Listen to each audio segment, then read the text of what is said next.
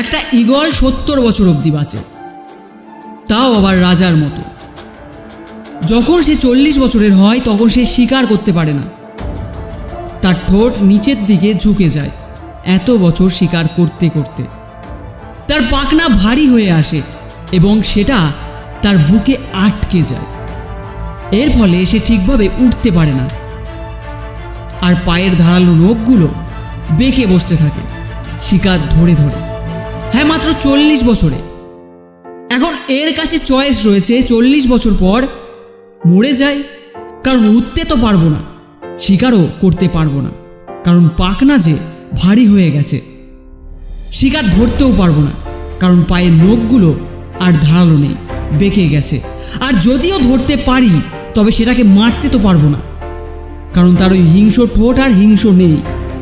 এখন তার কাছে দুটো রাস্তা আছে, হয় মরতে হবে নয় নিজেকে গড়তে হবে।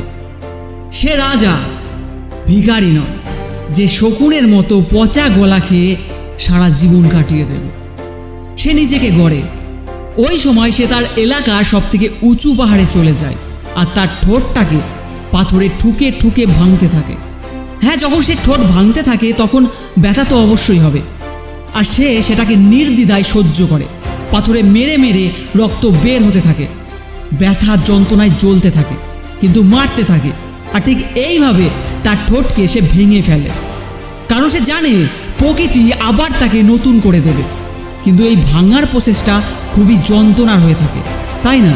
ঠিক একই রকমভাবে পায়ের নখগুলোকে রোগড়ে রোগড়ে ভেঙে ফেলে, জোরে জোরে রোগড়ে রোগড়ে ভেঙে ফেলে দেয়। আর প্রহর গুনতে থাকে এবং দেখতে দেখতে তার নতুন ঠোঁট এবং ধারালো নখ আবার গজায়। নতুন ঠোঁট দিয়ে সে তার পালকগুলোকে একটা একটা করে ছিঁড়তে থাকে, কারণ সে জানে এগুলো অকেজো। আর তার ডানা দিয়ে রক্ত বেরোতে থাকে। চুপচাপ ব্যথা সহ্য করতে করতে ছিঁড়তে থাকে তার পাখনাগুলোকে। প্রত্যেকটা ঈগল এই সময়টাকে পার করে, আর যারা পার করতে পারে না তারা মারা যায়। 3 মাসের মধ্যে সে আবার নতুন জন্ম পায়। সেই ধারালো নখ, সেই হিংস্র ঠোঁট আর আকাশ ছিঁড়ে ফেলার মতো ডানা। আহুতি তো দিতেই হতো।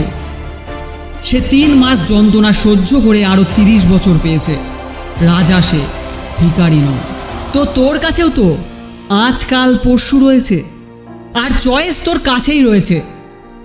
আজ কমফোর্টেবল হয়ে যাবি তো জীবনটা আনকমফোর্টেবল হয়ে যাবে, আর আজ আনকমফোর্টেবল হয়ে যাবি তো জীবনটা কমফোর্টেবল হয়ে যাবে। আমি জানি না তুই কি পরিস্থিতিতে রয়েছিস, কিন্তু আমাদের জীবনে কখনো এত বড় কিছু ঘটে যায় না যেটাকে আমরা কখনো ঠিক করতে পারবো না। Think again. If you believe in ইয়োর সেলফ, এনিথিং ইজ পসিবল। এখন চয়েস তোর কাছে রয়েছে, তুই রাজা হবি না ভিখারি। জয় হিন্দ, বন্দে মাতরম।